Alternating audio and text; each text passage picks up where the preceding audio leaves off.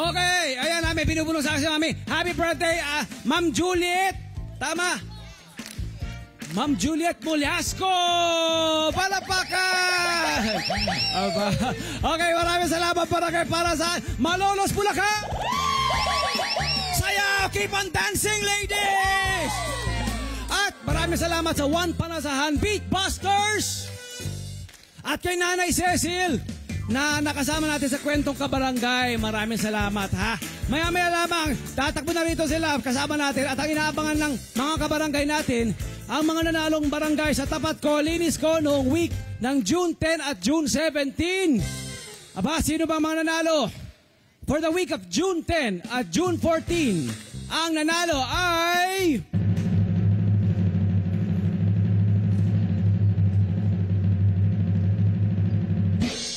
Tagal. Barangay Bambang! Bulacan, Bulacan! Ayun sila! Ay, kaway-kaway! Dito muna tayo. Ganda ng mga shirt natin, ha. Bambang ang baryo ko. Mga congratulations po. Thank you po. Congratulations po. Salamat po. Ayan po. At ito pa, sa linggo naman ng June 17 to 21, ang nanalo ay...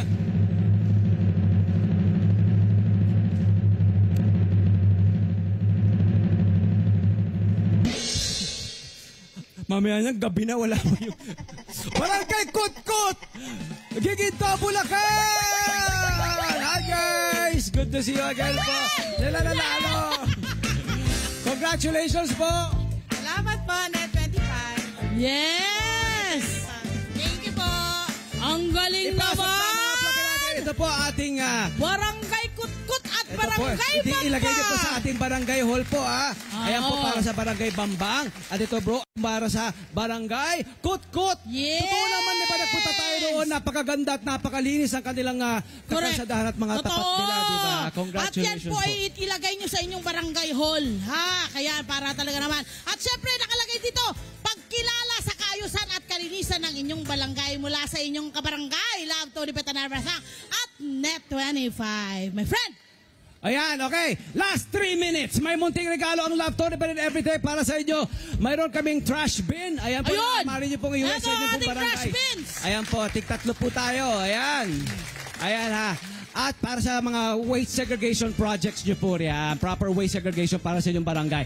Congratulations po Barangay Bambang at Barangay Kutkut. Keep inspiring po. At eto pa, pati na rin sa ating mga kabarangay na naging parte ng Tapat Ko, Linis Ko.